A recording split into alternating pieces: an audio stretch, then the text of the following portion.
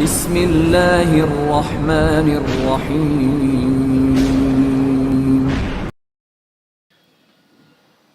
بھید، اسرار سے بھرا ایک حیرت انگیز ناول۔ شبان اور جیوا فی الحال محافظوں کی گولیوں سے بچنے کے لیے گھوڑے بے تحاشا دوڑائے چلے جا رہے تھے اور سمت کا تعین کھو بیٹھے۔ اس وقت نہایت مخدوش حالت پیدا ہو گئی تھی۔ انہیں کافی تشویش لگی ہوئی تھی۔ دونوں بھائیوں کو ایک دوسرے کا خیال بھی تھا۔ گھوڑے اس وقت بلندیوں کو عبور کر رہے تھے اور ان کی رفتار سست ہو گئی تھی، جبکہ حملہ آور ابھی میدانوں میں ہی تھے اور ان کے قریب پہنچنے کی رفتار زیادہ تیز تھی۔ پھر ایک گولی نے شبان کے گھوڑے کے پاؤں کو زخمی کر دیا۔ گھوڑا لڑکھڑاتا ہوا سر کے بل آ رہا۔ شبان اگر ایک ہوشیار گھوڑ سوار نہ ہوتا تو سنگلاخ چٹانوں پر گر کر اس کا بھیجا باہر نکل آتا اور اعضاء ٹوٹ پھوٹ جاتے، لیکن جیسے ہی گھوڑا زمین بوس ہونے لگا تو اس نے گھوڑے کی پشت سے چھلانگ لگا دی۔ گھوڑا ڈھلان پر دور تک لڑکھڑاتا ہوا چلا گیا اور شبان نے اپنے آپ کو سنبھال لیا۔ جیوا نے اپنے گھوڑے کی لگامیں کھینچ لیں، گردن گھما کر شبان کی جانب دیکھا اور پھر صورتحال کی نزاکت محسوس کر کے زندگی کی پرواہ کیے بغیر واپس لوٹا۔ شبان کا گھوڑا تو کافی دور جا چکا تھا اور زمین پر ایڑیاں رگڑ رہا تھا۔ جیوا نے اپنے گھوڑے کو شبان کے قریب لا کر اپنا ہاتھ سہارے کے لیے پیش کیا اور دوسرے ہی لمحے شبان کو اپنے گھوڑے پر سوار کر لیا۔ خود جیوا کا گھوڑا بھی بدحواس ہو رہا تھا اور آس پاس سے نکلتے ہوئے دہکتے انگاروں سے خوفزدہ ہو رہا تھا۔ پھر دو سوار اس کی پشت پر آ گئے، چنانچہ وہ بری طرح بدکنے لگا تھا۔ شبان نے سرسراتے لہجے میں کہا، یہ بلندیاں اگر میرا اندازہ غلط نہیں ہے تو آگے جا کر ختم ہو جائیں گی۔ ہمارے پاس راہ فرار نہیں ہے، ان لوگوں نے ہمیں گھیر لیا ہے۔ یوں لگتا ہے جیسے ہم دریائے نیل کی طرف جا رہے ہیں۔ میرا بھی یہی اندازہ ہے، مگر اس طرف سے تو ہمارے لیے فرار کا کوئی راستہ نہیں ہے۔ شبان نے کہا، ہاں ایسا ہی ہے، جیوا نے سرد لہجے میں کہا، اور اس دوران میں محافظ انہیں تین سمت سے گھیرے ہوئے مسلسل ان کے پیچھے آ رہے تھے اور اب انہوں نے یہ بلندیاں طے کرنا شروع کر دیں۔ گھوڑا مسلسل آگے بڑھ رہا تھا، یہاں تک کہ پہاڑی کٹاؤ سامنے آ گیا جس کے آگے راستہ مسدود تھا اور نشیب میں دریائے نیل بہہ رہا تھا۔ پہاڑی چٹانوں سے سر ٹکراتے ہوئے وہ ہولناک آوازیں پیدا کر رہا تھا۔ یہ دریا اس علاقے کا سب سے بڑا دریا کہلاتا تھا اور اسے مقامی زبان میں برف کا دریا کہا جاتا تھا۔ پہاڑوں سے پگھلنے والی برف سے یہ دریا بنا تھا اور اس کا پانی اتنا سرد ہوتا تھا کہ اطراف میں اس سرد پانی کی وجہ سے موسم ہمیشہ سرد رہتا تھا۔ اس دریا میں کودنا ہی موت کو آواز دینا تھا، لیکن موت کی آوازیں چاروں طرف سے ابھر رہی تھیں کہ دہکتے ہوئے انگارے ان کے جسموں کو چھو لیں اور وہ بے جان ہو جائیں۔ گھوڑے نے ہنہنا کر واپس پلٹنے کی کوشش کی تو دونوں اس کی پشت سے کود گئے۔ وحشی جانور یہاں آ کر پوری طرح بدک گیا تھا کیونکہ اس نے بھی اپنے سامنے موت کو دیکھ لیا تھا۔ شبان نے جیوا کو دیکھا، جیوا نے اس کا ہاتھ پکڑ لیا۔ اب اس کے علاوہ کوئی چارہ کار نہیں ہے کہ ہم دریا میں چھلانگ لگا دیں۔ شبان نے گہری سانس لی اور بولا، رب عظیم کی یہی مرضی ہے تو یہی صحیح۔ یہاں سے کسی سمت نکلنا یا اپنے آپ کو ان کے رحم و کرم پر چھوڑ دینا ہمارے لیے ناممکن ہے۔ ہاں، اگر ہم نے اپنے آپ کو زندہ رکھنے کے لیے ان کی تحویل میں دے دیا تو ہم سے وہ ہمارے خاندان کے بارے میں پوچھیں گے اور اس کے بعد ہمارے ماں باپ زندہ نہ رہ سکیں گے۔ جیوا نے بھی کہا، نہیں، ہم ان کے لیے بدنامی کا باعث یا موت کا سبب نہیں بنیں گے۔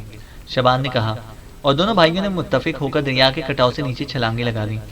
ان کے جسم یخ بستہ ہواؤں کو چیرتے ہوئے گہرے پانیوں کی جانب سفر کر رہے تھے۔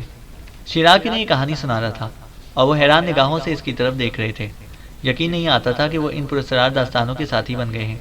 بھلا ان کا اس انوکھی دنیا سے کیا تعلق؟ نہ جانے کم وقت اسپارکو نے کہاں لا پھینکا تھا۔ جو کچھ نظر آ رہا تھا اسے دیکھ دیکھ کر دل و دماغ وحشت کا شکار ہو رہے تھے۔ کامران کو سب سے زیادہ نعیم خان پر حیرت تھی۔ کامران کی فطرت تو بہت حد تک تبدیل ہو چکی تھی اور وہ ہر طرح کی صورتحال برداشت کرنے کا عادی ہو چکا تھا، لیکن نعیم خان جس پامردی سے ان تمام حالات کا مقابلہ کر رہا تھا اس پر کامران کو حیرت تھی، بلکہ وہ تو محسوس کر رہا تھا کہ نعیم خان اس سے زیادہ مستعد ہے اور اس تمام صورتحال سے نمٹنے کی صلاحیت رکھتا ہے۔ اس کے بعد کامران شیراک سے متاثر تھا، جو بستی کمالیہ کی کہانی اس طرح سنا رہا تھا کہ جیسے وہ اس کی بستی کی کہانی ہو۔ شمبا نے کمالیہ کو جس طرح تباہ کیا تھا وہ انہوں نے اپنی آنکھوں سے دیکھا تھا اور اس کے بعد اس بات کی یقینی وضاحت ہو جاتی تھی کہ آنے والے وقت میں بگڑا ہوا سانڈ یا بھوکا شیر کسی بھی جانب رخ کر سکتا ہے۔ چھوٹے آدمی کو جب طاقت مل جاتی ہے تو وہ ہر شخص کے لیے خطرناک ثابت ہوتا ہے۔ اگر وہ کوئی صاحب ظرف ہوتا ہے اور اس بات کا خیال کرتا ہے کہ ماضی میں اس کے ساتھ رحم اور انصاف سے کام لیا گیا ہو تو شاید اس سے خطرہ محسوس نہ کیا جاتا، لیکن اب تو نہ جانے کون کون سی بستیاں شمبا کے غیظ و غضب کا شکار ہونے والی تھی۔ بہرحال اس وقت بات صرف کمالیہ کی ہو رہی تھی۔ شیراگ نے کہانی کو آگے بڑھاتے ہوئے کہا تھا، اور شمبا کو اپنے ان دو ساتھیوں کی صورت میں جرمن جنہیں باہر جانے والے رستے پر کلہاڑوں سے قتل کر دیا گیا تھا، اور یہ بات طے ہو گئی کہ کچھ لوگ یقینی طور پر کمالیہ سے باہر نکلنے میں کامیاب ہو گئے ہیں۔ چنانچہ اس نے اپنے ساتھیوں کو بلا کر غضبناک لہجے میں کہا، کون یہاں سے باہر نکلا ہے؟ اس کے بارے میں مجھے مکمل طور پر معلومات درکار ہیں، اور اگر یہ معلومات مجھے چند لمحوں کے اندر فراہم نہ کر دی گئیں تو سمجھ لینا کہ تم لوگوں کی زندگی بھی خطرے میں پڑ جائے گی۔ اور شمبا کے آدمی جانتے تھے کہ شمبا اگر کوئی بات کہہ دیتا ہے تو اسے پورا کرنے کے لیے یقینی طور پر عمل کر ڈالتا ہے۔ چنانچہ وہ قہر اور غضب بن کر بستی والوں پر ٹوٹ پڑے، اور ان محافظوں نے پوری بستی کو اپنے گھوڑوں کے پیروں تلے رون ڈالا، جو بستی کے ایک ایک شخص کو پیغام دے رہے تھے۔ وہ کہہ رہے تھے، بستی والوں، تم میں سے ہر شخص اس میدان میں جمع ہو جائے جو مشرقی کنارے پر وسعتوں میں پھیلا ہوا ہے۔ ہر خاندان الگ الگ ڈیرا ڈالے، اور اگر اس حکم کی تعمیل نہ کی گئی تو شمبا کے حکم پر شام تک بستی میں قتل عام شروع ہو جائے گا۔ بس بیچارے بستی والے ہر لمحہ ایک نئی مصیبت کا انتظار کر رہے تھے۔ وہ اس نئے حکم پر لرز اٹھے۔ عام خیال یہی تھا کہ وہاں میدان عظیم میں انہیں قتل کر دیا جائے گا، اور اگر قتل نہیں کیا جائے گا تو پھر اس طرح اس میدان میں جمع ہونے کی کیا وجہ ہو سکتی تھی؟ بہرحال جب سورج بلندی پر پہنچا تو پورا میدان کمالیہ کے بے یارو مددگار انسانوں سے بھر چکا تھا، اور شمبا کے لڑاکے ان کی ترتیب کر رہے تھے۔ ہر خاندان کو تھوڑے تھوڑے فاصلے پر جمع کیا گیا تھا۔ بوڑھے، بچے اور عورتیں تک بے گھر ہو کر یہاں پر آ گئے تھے۔ ان کے ہونٹوں سے آہیں نکل رہی تھیں، لیکن زور سے رونے کی اجازت کسی کو بھی نہ تھی، چنانچہ ان کی آہو زاری بالکل بند تھی۔ البتہ آنکھوں سے بہنے والے آنسوؤں پر کوئی پابندی نہیں لگا سکتا تھا۔ تب شمبا غیظ و غضب کا ریفتہ بن کر اپنے گھوڑے پر سوار ان کے درمیان آ پہنچا، اور ایک ایک قدم کر کے ایک ایک خاندان کے درمیان چکر لگانے لگا۔ پھر اس نے ان کے سامنے رک کر کہا، رات کو وہ کچھ افراد بستی سے باہر نکلے ہیں اور میرے 2 آدمیوں کو قتل کر کے یہاں سے فرار ہو گئے ہیں۔ بعد میں انہوں نے دریا میں چھلانگ لگا کر اپنے آپ کو ہماری گرفت سے محفوظ کر لیا ہے۔ وہ کون ہیں اور ان کا تعلق کون سے خاندان سے ہے؟ مجھے یہ معلومات فوراً چاہیے۔ اگر یہ معلومات مجھے حاصل نہ ہو سکی اور یہ نہ پتہ چل سکا کہ وہ کس مقصد سے باہر گئے ہیں اور کس طرح گئے ہیں، تو یہ سمجھو کہ اس طرح لوگوں کو قتل کر دوں گا کہ تم لوگوں کو لاشیں اٹھانا مشکل ہو جائے گا۔ دبی ہوئی چیخیں، آہیں اور سسکیاں بلند ہوئیں تو شمبا نے گرج کر کہا، نہیں، رونے کی اجازت نہیں ہے۔ رونے کے لیے تمہارے پاس بہت وقت پڑا ہے۔ جو کہا جا رہا ہے اس کی تعمیل ہو۔ شمبا کے خونخوار سپاہی ان کے سامنے جا کر ان سے سوالات کرنے لگے۔ بستی کے لوگ سہمی ہوئی نگاہوں سے ایک دوسرے کو دیکھنے لگے اور یہ جاننا چاہتے تھے کہ ان کے گھروں میں سے کون غائب ہے۔ وہ جو مر چکے تھے ان کی اطلاع تو دوسروں کو مل ہی چکی تھی، اب دیکھنا یہ تھا کہ وہ کون ہیں جو بستی سے نکل گئے ہیں۔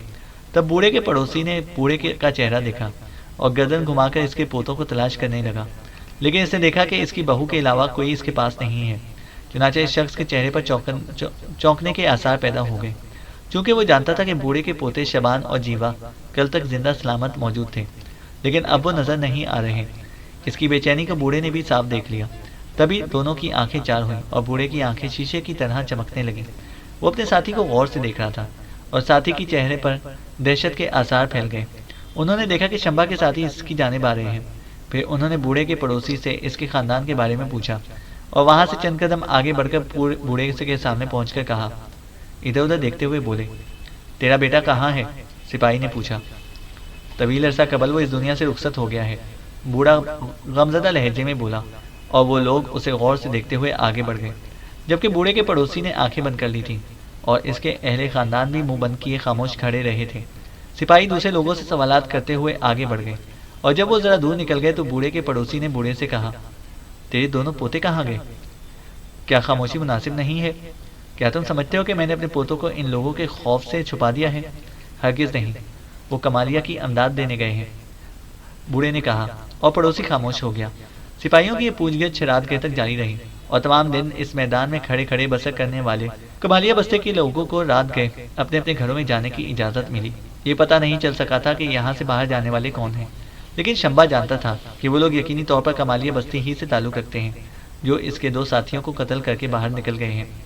2 ساتھیوں کو قتل کرنے کا کوئی مسئلہ نہیں تھا، یا ان کی موت شمبا کے لیے کوئی تشویش کی بات نہیں تھی، لیکن سوال یہ پیدا ہوتا تھا کہ جن لوگوں نے انہیں قتل کیا ان کے اندر یہ دلیری کہاں سے پیدا ہو گئی، اور کہیں یہ دلیری دوبارہ کسی کے دل میں نہ جاگ اٹھے۔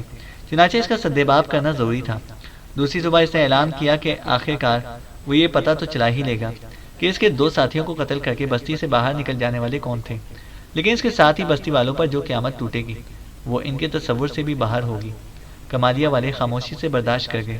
ان کے اندر اب اتنی سکت نہ تھی کہ شمبا کی کسی بات کا جواب دے سکیں۔ شمبا نے یہاں کام شروع کر دیا اور نہ جانے کس طریقے سے وہ بستی کمالیہ والوں کو اس سلسلے میں خوفزدہ کرنے کی کوششیں کر رہا تھا۔ چنانچہ بہت سے درخت کاٹے گئے اور جگہ جگہ انہیں نصب کر کے پھانسی گھر بنائے جانے لگے۔ کمالیہ کے بدنصیب باشندے یہ نہیں جانتے تھے کہ پھانسی دینے کے لیے کس کس کو منتخب کیا جا رہا ہے۔ یہ اجتماعی پھانسی گھر 2 دن میں تیار ہو گئے اور ان میں بڑے بڑے رسے پھندوں کی شکل میں لٹکا دیے گئے۔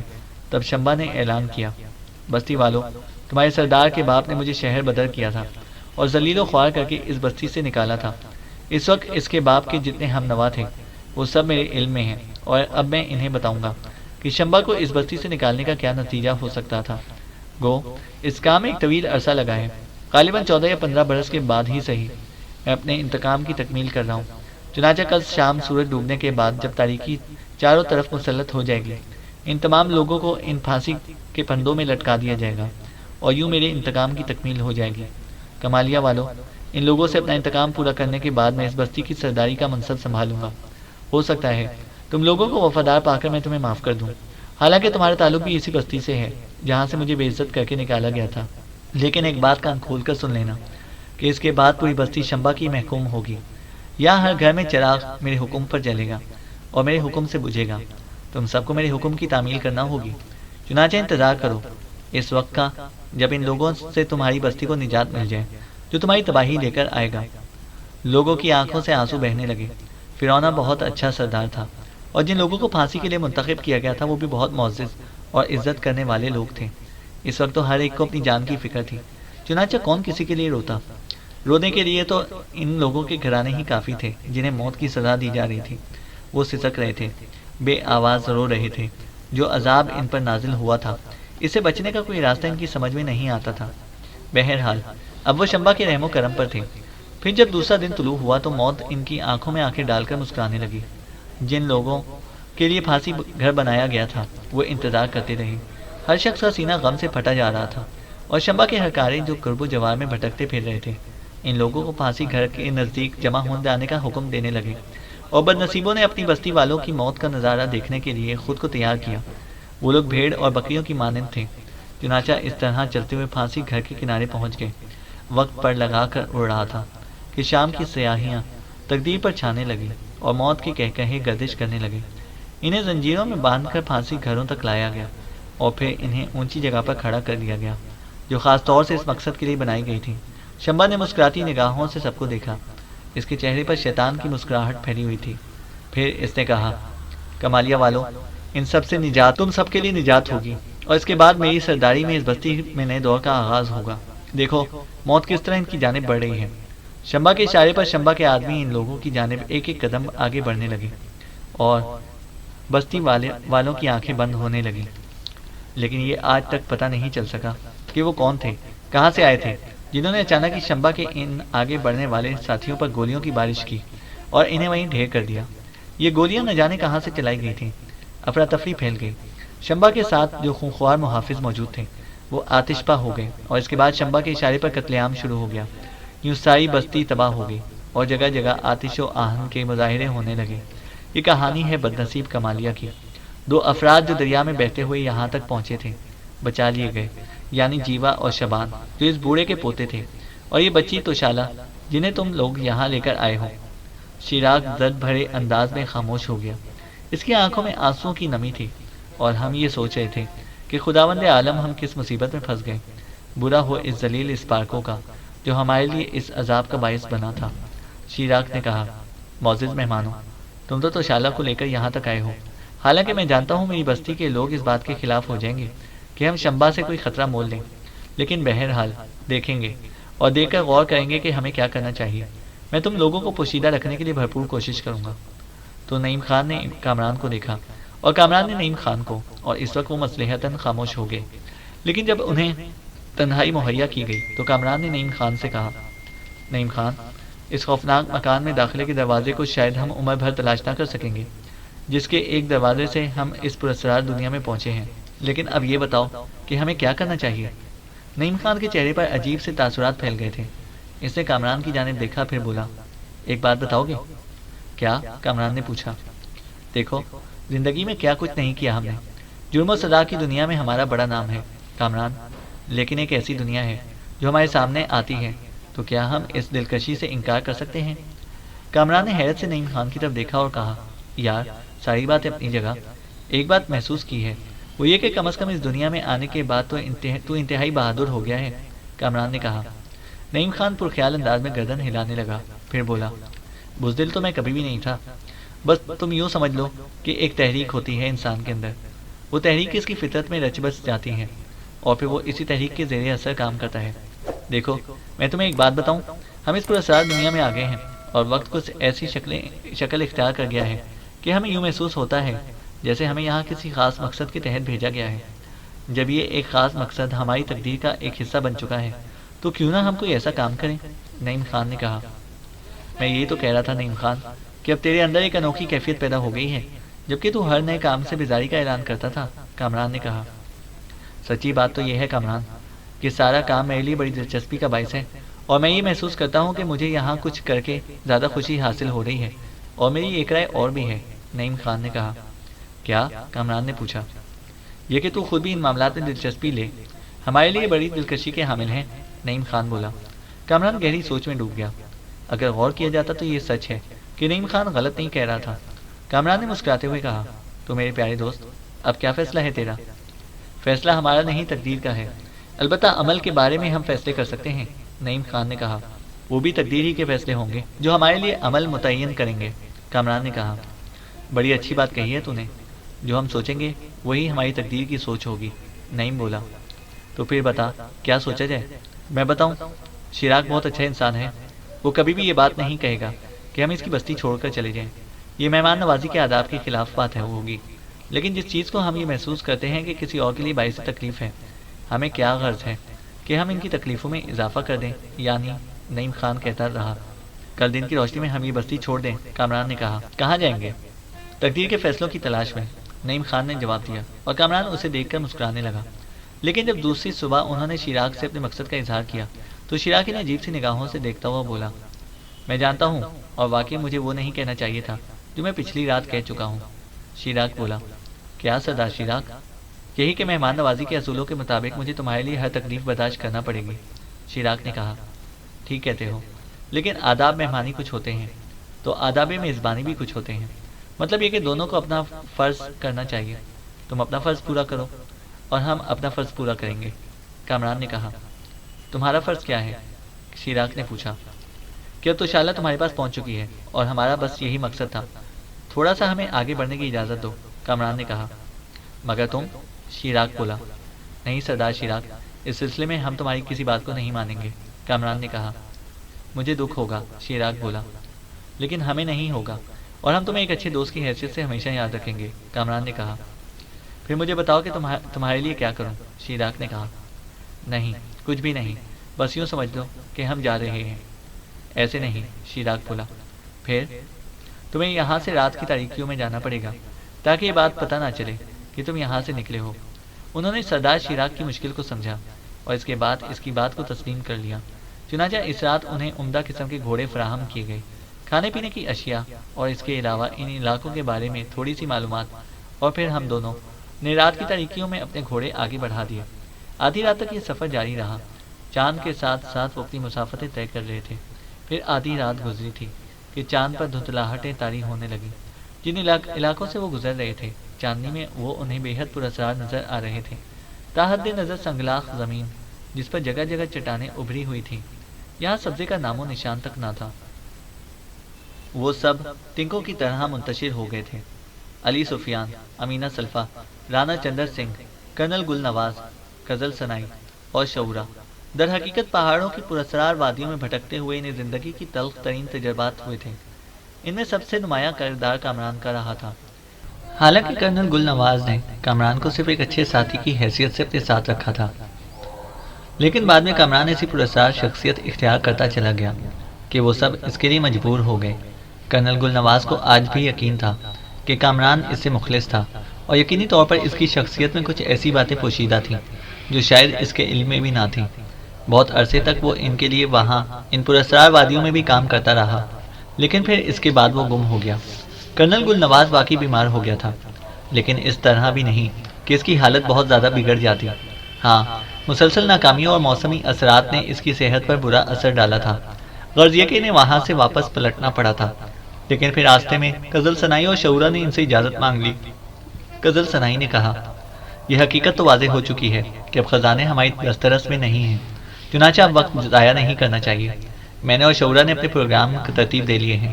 میں آپ لوگوں سے اجازت چاہتا ہوں۔ رکنے کی وجہ بھی نہیں تھی، البتہ قزل سنائی نے کرنل گل نواز سے یہ ضرور پوچھا تھا، اب آپ کا کیا پروگرام ہے کرنل؟ کچھ مایوسی سی ذہن میں طاری ہو گئی ہے۔ میں تو کم از کم اپنے گھر وطن واپس جاؤں گا، کرنل گل نواز نے کہا تھا۔ ٹھیک، آپ اب آرام کریں تو زیادہ بہتر ہے۔ قزل سنائی تو چلا گیا، لیکن اس کے بعد رانا چندر سنگھ نے اپنے پروگرام میں کچھ تبدیلی کی اور کرنل گل نواز کو بھی اس کا ساتھ دینا پڑا۔ علی سفیان اور امینہ سلفہ بھی ساتھی تھے۔ وہ لوگ مختلف ملکوں میں گھومتے رہے اور اس کے بعد آخر کار کرنل گل نواز کی فرمائش پر یہ افراد وطن واپس چل پڑے۔ قزل سنائی نے چلتے وقت انتہائی خفیہ طریقے سے ایک بند لفافہ کرنل گل نواز کو دیتے ہوئے کہا تھا، کرنل، براہ کرم وعدے کی پابندی کریں، یہ لفافہ آپ اپنے گھر جا کر ہی کھولیں اور اس کے بعد جو کچھ اس تحریر میں ہے اس پر غور کریں اور صحیح فیصلہ کریں۔ کرنل گل نواز نے لفافہ رکھ لیا تھا۔ وطن واپس آنے کے بعد قزل سنائی کے الفاظ اس کے ذہن میں کھٹکتے رہے۔ علی سفیان اور امینہ سلفہ اس کے ساتھ ہی آئے تھے۔ رانا چندر سنگھ نے اجازت مانگ لی تھی، حسن شاہ وغیرہ کا بھی کوئی پتہ نہ تھا۔ بہرحال یہ مہم ایک ناکام مہم قرار دی گئی۔ علی سفیان نے کہا، میں زندگی کا بہترین مشغلہ مہم جوئی سمجھتا ہوں۔ معاف کرنا کرنل، تمہارے ساتھ یہ مہم جوئی کر کے مجھے کوئی خاص فائدہ نہیں ہو سکا۔ اب میں دیکھوں گا کہ کون سی نئی پارٹی بنا سکتا ہوں جو زیادہ مؤثر ہو، چنانچہ میں بھی یہاں سے واپسی کا پروگرام بنا رہا ہوں۔ کرنل گل نواز نے کوئی جواب نہیں دیا تھا، البتہ جب شاہ نواز نے اسے تنہائی میں بتایا کہ کامران یہاں آیا تھا تو کرنل گل نواز تو کھول کر ہی رہ گیا۔ تم نے اسے روکا کیوں نہیں؟ کرنل گل نواز نے کہا تھا۔ میں سوچ بھی نہیں سکتا تھا کہ وہ ایک انتہائی مختصر ملاقات کر کے اور آپ کے بارے میں معلومات حاصل کر کے یہاں سے اس طرح چلا جائے گا۔ میں نے سوچا کہ ظاہر ہے وہ ہمارے پاس ہی رہے گا، مگر وہ گم ہو گیا، شاہ نواز نے بتایا تھا۔ وہ کون تھا؟ کیا تھا؟ کچھ پتہ نہیں چل سکا۔ کرنل گل نواز نے پھر قزل سنائی کا دیا ہوا لفافہ کھولا۔ اس میں ایک پرچہ تھا اور اس پرچے نے کرنل گل نواز کو ششدر کر کے رکھ دیا۔ قزل سنائی نے لکھا تھا، عزیز کرنل گل نواز، میں نہ تو کوئی جادوگر ہوں، نہ کوئی دیوتا، نہ درویش۔ میرے پاس تھوڑا سا علم ہے جو مجھے بزرگوں اور کتابوں سے حاصل ہوا ہے۔ میں اس علم سے تکے بازی کرتا رہتا ہوں اور یہ تکے بازی کافی حد تک سچ ثابت ہو جاتی ہے۔ سمجھ لو یہی میرا سرمایہ ہے۔ میں تمہیں تھوڑی سی تفصیل بتانا چاہتا ہوں۔ اس مہم میں میری تھوڑی سی ریسرچ بھی رہی ہے۔ کامران ایک پراسرار کردار ہے، وہ اس دنیا کا سیدھا اور سچا آدمی ہے، لیکن کچھ پراسرار قوتوں کی نظروں میں آ گیا ہے اور وہ اس سے کام لے رہی ہیں۔ میں زیادہ نہیں جانتا، لیکن خصوصی طور پر ایک نشاندہی کرنا چاہتا ہوں، اور یہ نشاندہی علی سفیان کی بیوی امینہ سلفہ کے بارے میں ہے۔ امینہ سلفہ کو اگر تم کوئی معمولی عورت سمجھتے ہو تو کرنل یہ تمہاری بھول ہے۔ علی سفیان بھی اس کی حقیقت نہیں جانتا۔ وہ صدیوں پرانی ایک روح ہے جو کسی خاص مشن پر کام کر رہی ہے۔ اس کا مشن کیا ہے یہ میں بھی نہیں جانتا اور شاید کوئی بھی نہیں جانتا، لیکن وہ انتہائی پراسرار قوتوں کی مالک ہے۔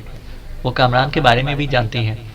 وہ کیا کر رہی ہے یہ کوئی نہیں جانتا، لیکن اس نے علی سفیان کا سہارا اس لیے پکڑا ہے کہ علی سفیان اپنے کچھ وسائل رکھتا ہے۔ بہرحال وہ کسی کے لیے نقصان دہ نہیں ہے جب تک کہ اس کا اپنا کوئی مفاد مجروح نہ ہو، لیکن اگر وہ چاہے تو بہت سے انکشافات کر سکتی ہے۔ تم اس سلسلے میں اگر کوئی کوشش کر سکتے ہو تو ضرور کر لو۔ مخلص قزل سنائی۔ کرنل گل نواز ششدر رہ گیا اور پھر اسے شدید جستجو پیدا ہو گئی۔ اس نے یہ خط علی سفیان کو دکھایا اور علی سفیان بھی حیران رہ گیا، لیکن اسی رات امینہ سلفہ ان پر کھل گئی۔ اس نے علی سفیان سے کہا، علی سفیان، کرنل گل نواز کو بلا کر لاؤ، ہم لوگ ایک میٹنگ کریں گے۔